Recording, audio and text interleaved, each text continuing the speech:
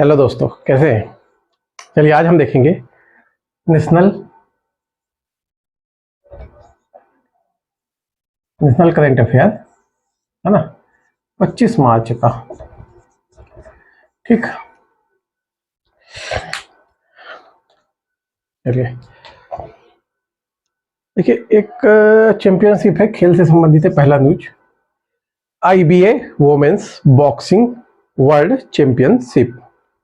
ठीक, कौन सा? IBA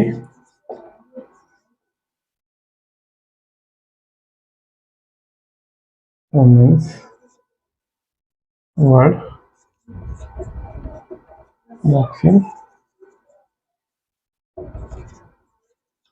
ship. ठीक, IBA women's world boxing championship, इसका आयोजन हो रहा है 15 से 26 मार्च, ठीक, न्यू दिल्ली में। कल हमारी दो पहलवानों को, इसमें दो मतलब बॉक्सर को क्या मिला है, इसमें स्वर्ण पदक मिला है 25 तारीख को। ठीक, तो उन दोनों का नाम आपको ध्यान रखना है। एक है आपका नीतू घनघास, ठीक, और एक स्वीटी बुरा। नीतू घनघास और स्वीटी स्वीटी नहीं, वो एक्चुअली स्वीटी बुरा। ठीक, दोनों है हरियाणा की, ध्यान रखिएगा। लेकिन नीतू घनघास को मिला है 48 केजी वर्ग में और स्वीटी बुरा को मिला है 81 केजी के वर्ग में। ठीक, दोनों ने ही स्वर्ण पदक जीता है। ठीक, हमने कुछ दिन पहले न्यूज देखी थी कि छत्तीसगढ़ रेलवे का 100% विद्युतीकरण हुआ है। ठीक, छत्तीसगढ़ रेलवे का, है ना। अच्छा, इसके अंदर कल एक न्यूज आई है कि इसके अंदर तो कितने मंडल आ रहे हैं जिनका 100% हुआ है। तो हमारे छत्तीसगढ़ के हिसाब से भी यह थोड़ा सा इंपॉर्टेंट न्यूज है। पूछ सकता है छत्तीसगढ़ रेलवे के अंतर्गत कितने मंडल के अंतर्गत छत्तीसगढ़ रेलवे का जो पूरा एरिया है वो आता है। तो देखिए कौन कौन से मंडल हैं। एक है आपका बिलासपुर, ठीक, दूसरा है रायपुर, तीसरा है वालटियर, है ना, एक है नागपुर और एक है संबलपुर। ठीक, पूरा छत्तीसगढ़ का जो रेलवे नेटवर्क है उसमें ये 5 मंडल आते हैं। इन पांचों का 100% इलेक्ट्रिफिकेशन हुआ है ना। इसलिए छत्तीसगढ़ रेलवे का जो ब्रॉड गेज है उसका पूरा 100% इलेक्ट्रिफिकेशन हो चुका है। ठीक, 2-3 दिन पहले की न्यूज़ है, हमने करंट में देखा था। यहाँ पे हमको ध्यान ये रखना कि आज जो कल एक न्यूज़ आई है उसमें इन 5 मंडल के बारे में दिया है कि कौन से 5 मंडल का 100% हुआ है। तो हमको ये ध्यान रखना है कि छत्तीसगढ़ जो रेलवे का जो नेटवर्क है उसके अंतर्गत ये 5 मंडल आते हैं, है ना। और कहीं ना कहीं से मेरे को ऐसा लग रहा है कि ना इस बार आने वाले क्वेश्चन में ये क्वेश्चन पक्का पूछेगा कि कौन से 5 मंडल आते हैं। क्योंकि देखिए इसमें नागपुर छत्तीसगढ़ के बाहर है, अगर पूछा छत्तीसगढ़ रेलवे के अंदर मंडल आते हैं बिलासपुर, रायपुर, दुर्ग ऐसे करके दे दिया तो लोग कंफ्यूज हो जाएंगे कि यार बिलासपुर है, रायपुर है, दुर्ग छत्तीसगढ़ में, दुर्ग में होगा, एक जगदलपुर दे देगा, है ना, इधर सरगुजा एक दे देगा, तो लोग क्या है कंफ्यूज हो जाएंगे कि यार यार ठीक है ये है, नागपुर दे दिया, संबलपुर दे दिया, तो लोगों को समझ में नहीं आएगा कि ये बाहर के हैं, ये कैसे हो सकते हैं छत्तीसगढ़ के अंतर्गत। ध्यान रखना कि इनका कुछ एरिया आता है छत्तीसगढ़ के अंदर, संबलपुर का कुछ आता है, वाल्टियर का आपको पता है जगदलपुर वाली लाइन जो है वो वाल्टियर पे आती है, उसके अंडर में आती है। रायपुर बिलासपुर इधर के पूरे कवर करते हैं। ठीक, तो इन 5 मंडलों को ध्यान रखना है ना। इंपॉर्टेंट है क्वेश्चन, ऐसी ही जगह से एक्चुअली पूछे भी जाते हैं, जैसे ये खेल वाला हो गया, इसमें पूछ सकता है ना, खिलाड़ी का नाम पूछेगा, नहीं पूछेगा तो ये पूछ लेगा कि कहाँ पे हुआ है ना, किस कब से कब हुआ है, तो ध्यान रखना है। ठीक, चलिए अगली न्यूज देखते हैं अपन। देखिए एक है Federation of India export organisation ने एक 6वें और 7वें निर्यात उत्कृष्टता पुरस्कारों में सर्वश्रेष्ठ प्रदर्शन करने वालों को पुरस्कृत किया है। ठीक, कब कब? 6वें और 7वें में, 6वें और 7वें के अंतर्गत इन्होंने जो है आपका Federation of India export organisation, इसमें जिन्होंने अच्छा निर्यात किया है उनको क्या किया गया है, पुरस्कृत किया गया है। तो इसमें कुल 67 पुरस्कार दिए गए हैं। कब कब के लिए पुरस्कृत किया गया है? 18, 19 और 19-20 के लिए। कब कब के लिए? 18, 19 और 19-20 के लिए। और इसका आयोजन किया गया है मुंबई में। ठीक, तो ये ध्यान रखना है। कौन सा? Federation of India export organisation ने ये किया है। 6वें और 7वें जो आपका निर्यात उत्कृष्टता पुरस्कार जो देना था उसको समय नहीं दिया था, 18, 19, 19-20 का अभी दिया है वर्तमान में। मुंबई में टोटल 67 पुरस्कार दिए गए हैं जिसने निर्यात के क्षेत्र में उत्कृष्ट कार्य किया है ऐसे संस्थाओं को। ठीक, देखिए एक प्रोग्राम है वितस्ता। अगली न्यूज है हमारी वितस्ता, है ना। हमने प्राचीन नदियों के नाम पढ़े हैं तो आपको पता होना चाहिए वितस्ता किस नदी का नाम है। ठीक, अगर आपको पता है तो आप कमेंट में मेरे को बताइएगा वितस्ता किस नदी का प्राचीन नाम है। ठीक, Vitasta the festival of Kashmir. ठीक, यह प्रोग्राम है संस्कृति मंत्रालय द्वारा किया जा रहा है ना। संस्कृति मंत्रालय द्वारा। यह उसका जो है, ये प्रोग्राम पहले भी हो चुका है। यह जो है ये कैसा है? यह आपका सेकेंड संस्करण है। ठीक, कहाँ पे होगा? यह प्रोग्राम पुणे में आयोजित किया जाएगा 31 मार्च से 2 अप्रैल तक। ठीक, सांस्कृतिक कार्यक्रम है 31 मार्च से 2 अप्रैल तक। ये जो प्रोग्राम है किसका? देखो, अपना देश एक भारत श्रेष्ठ भारत के अनुरूप होगा, है ना। नाम से समझ में आ रहा है कि ये प्रोग्राम कहाँ की सांस्कृतिक कलाओं पर आधारित होगा? तो कश्मीर की। ठीक, इसको ध्यान रखिएगा, इस प्रोग्राम को खास तौर से इसको। ठीक, नदी का नाम आप मेरे को कमेंट पे बताइएगा। चलिए देखिए, अग्निवीरों का पहला बैच 28 मार्च को निकलने वाला है। ठीक, उसकी पासिंग आउट परेड होगी। कब होगी? 28 मार्च को पहला बैच है। कहां से निकलेगा? INS चिल्का से निकलेगा। करीब 2600 अग्निवीरों का यह बैच है। ठीक, जिसमें से 273 महिलाएं हैं। ठीक, इंपॉर्टेंट है ये क्योंकि इस क्वेश्चन पे मतलब अग्निवीरों के जब ये लॉन्च की गई थी योजना तब काफी हमने विरोध प्रदर्शन भी देखे थे, देश में हो रहे थे। ठीक, तो हमको ध्यान रखना है कि INS चिल्का से निकल रहा है पहला बैच, 2600 लोगों का है जिसमें 273 महिलाएं हैं। इस प्रोग्राम में क्या होगी? पासिंग आउट परेड होती है। ठीक, पासिंग आउट परेड होगी। इस अपने ट्रेनिंग के दौरान जो इसमें उत्कृष्ट रहे होंगे उनको अलग अलग श्रेणियों में क्या है? पुरस्कृत भी किया जाएगा। इसमें एक खास न्यूज ये है कि विपिन रावत जी है जो हमारे पहले CDS थे, उनकी स्मृति में जो सबसे बेस्ट महिला अग्निवीर प्रशिक्षु होगी उसको विपिन रावत रोलिंग ट्रॉफी दी जाएगी। क्या ट्रॉफी दी जाएगी? विपिन रावत रोलिंग ट्रॉफी प्रदान की जाएगी उसको। ठीक है, 2 और काफी फेमस पर्सन है जिनको यहाँ इनवाइट किया गया और जिन्होंने आने की अपनी सहमति भी दी है। एक है आपकी PT उषा, एक है आपकी मिताली राज। ठीक, इन दोनों को क्यों आमंत्रित किया गया? आपको पता है कि अग्निवीर महिलाओं का भी पहला बैच निकल रहा है, तो एक नारी शक्ति का प्रदर्शन करने के लिए इन दोनों को भी बुलाया गया और दोनों ने ही आने की सहमति दी है। ठीक, चलिए आगे चलते हैं। अच्छा, अग्निवीर जो योजना थी वो कब शुरू की गई थी? आपको ध्यान होना चाहिए या याद रखिए पक्का, 14 जून 2022 को। ठीक, तो इस तिथि को याद रखिएगा। चलिए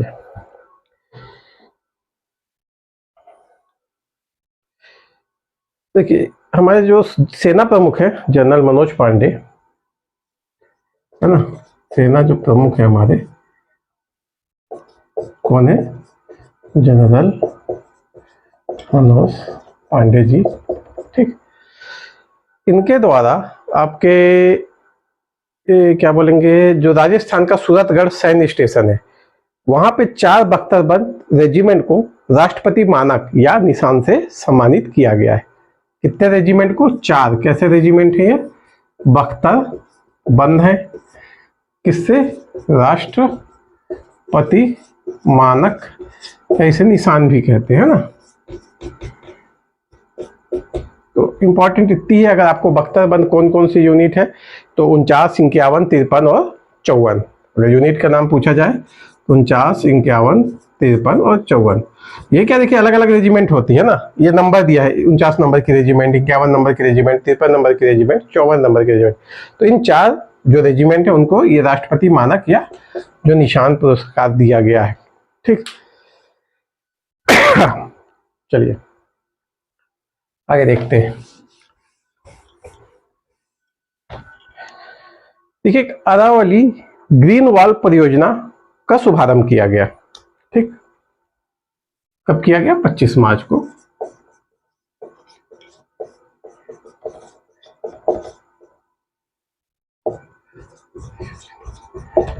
ठीक है, आपको पता है अरावली हमारे जो भारत है उसमें सबसे प्राचीन अवशिष्ट पर्वतों में से एक है। उसका घिसाव भी हो रहा है और कटाई और क्षरण और खुदाई और खनिज उत्खनन के कारण उसका काफी कुछ विनाश हो चुका है ना। आपकी एनजीटी ने भी इसके ऊपर चिंता जाहिर कर चुकी है। तो हमारे जो पर्यावरण मंत्री है भूपेंद्र यादव जी द्वारा, ठीक, यह कार्यक्रम शुभारंभ किया गया 25 मार्च को। ठीक, इसमें क्या है देखिए, यादव हमारी जो अरावली पर्वत श्रेणी है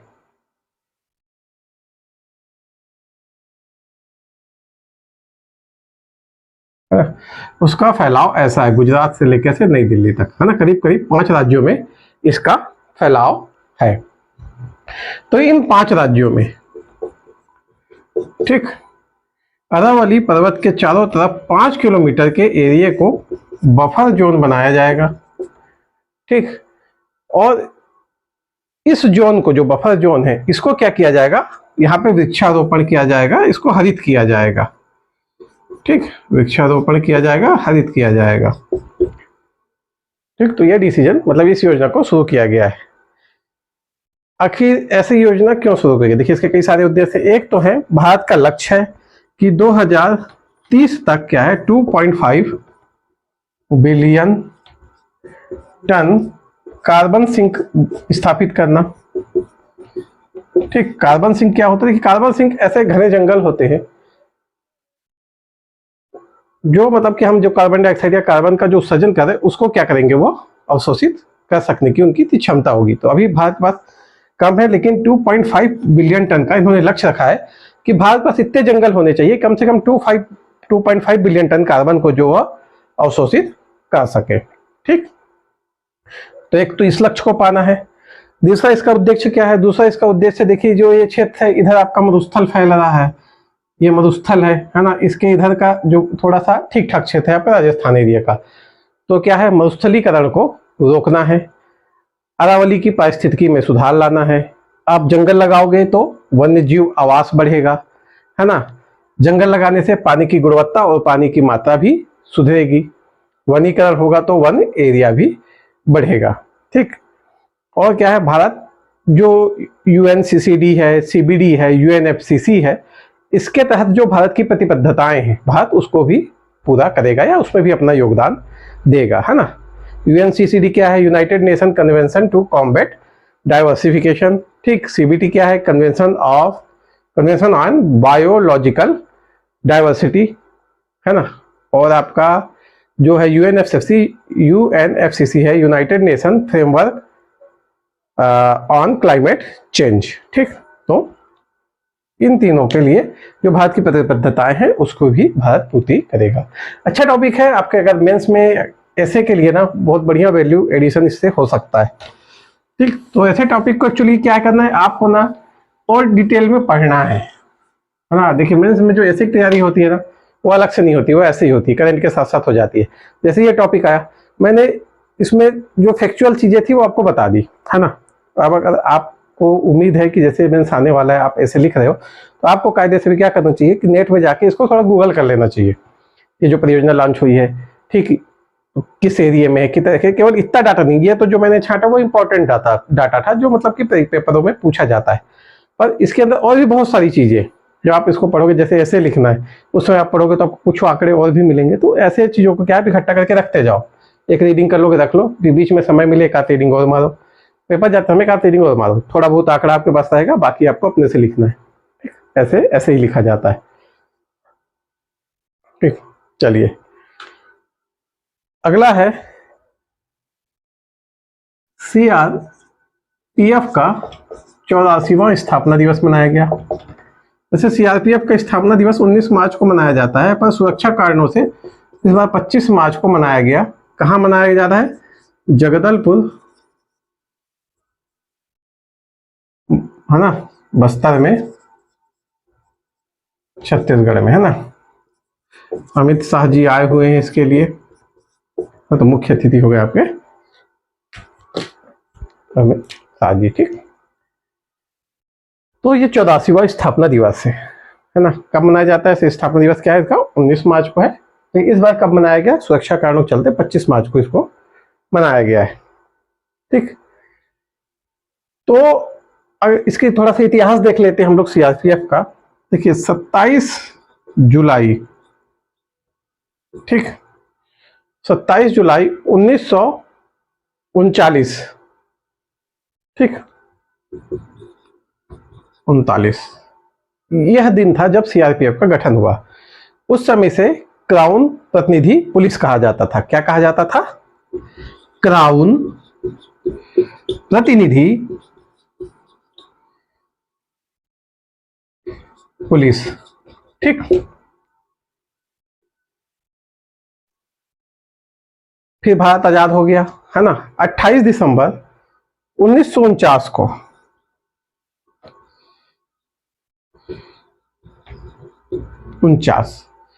ठीक, एक सीआरपीएफ अधिनियम आया, पीएफ अधिनियम। अब इसको बोला गया सीआरपीएफ,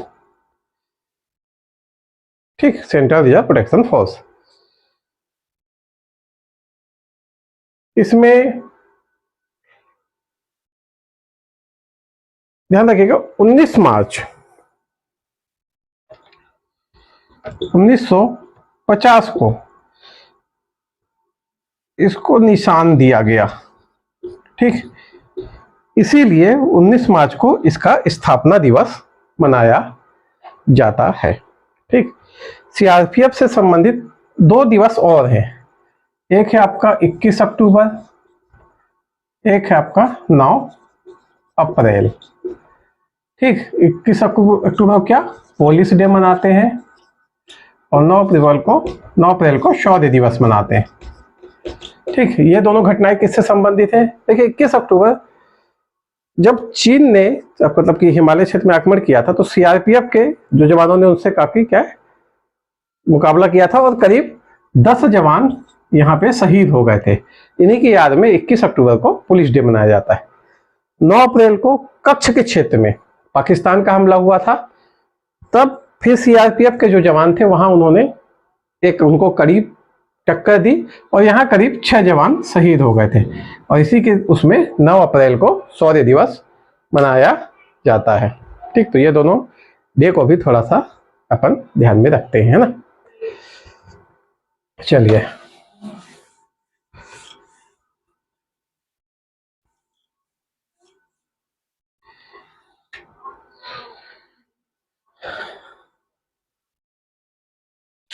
एक चीज होती है, इसे बोलते हैं बॉक्साइड सीआरएम, है ना। ध्यान रखना है, नाल्को एंड BARC, बार्क ने मिलके यह बॉक्साइड सीआरएम बनाया है।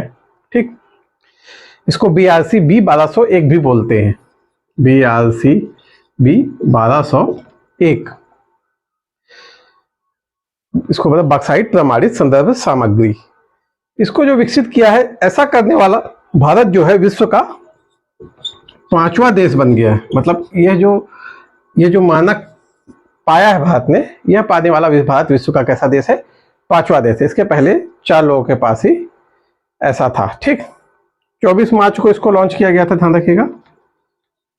ठीक, इसको बॉक्साइट सीआरएम को, इसका उपयोग क्या होगा, ये देखिए, इसका उपयोग होगा बॉक्साइट विश्लेषण में, उपकरणों के प्रदर्शन में, है ना, डेटा का नियंत्रण हो गया, है ना, मानक निर्धारण हो गया, मापक हो गए। इसमें क्या है, जो आपके स्टडी क्षेत्र होते हैं, मतलब उद्योग हो गए, प्रयोगशाला हो गई और अनुसंधान हो गए, वहाँ यह एक मानक के रूप में कार्य करेगा। और इसकी और डिटेल अभी आई नहीं है, जो कंप्लीट डिटेल आएगी तो फिर हम इसको और डिस्क्राइब करेंगे कि क्या है। ठीक, अभी जो है ये ध्यान रखिए, एक माप मानक है ये, है ना, जैसे केजी का एक वेट हम माप मानक रखते हैं ना, तो इसका जो माप मानक है, अब ये गुणवत्ता, किसी बॉक्साइट के गुणवत्ता नियंत्रण में, बॉक्साइट के विश्लेषण में, ठीक, उद्योगों में, जो आपके शैक्षणिक संस्थाएं हैं, अनुसंधान प्रयोगशालाएं हैं, यहाँ पे एक माप मानक के रूप में इसका प्रयोग होगा। ठीक, तो ये रहा आज आपका करेंट अफेयर नेशनल का। ठीक, अच्छी न्यूज थी, काफी कुछ, है ना, इंपॉर्टेंट है, यहाँ से क्वेश्चन बनने वाले थे। यहाँ से अभी ऐसी न्यूज थी कि जहाँ से क्वेश्चन सामान्यतः बनते हैं। ठीक, चलिए आज का सेशन यही समाप्त होता है। हम आपसे फिर मिलेंगे अगले सेशन में। तब तक आप हमारे चैनल को शेयर कीजिए और इसे खूब सब्सक्राइब कीजिए, ताकि हमें भी और प्रोत्साहन मिले और हम अपने कंटेंटों को और अच्छा कर सके। धन्यवाद।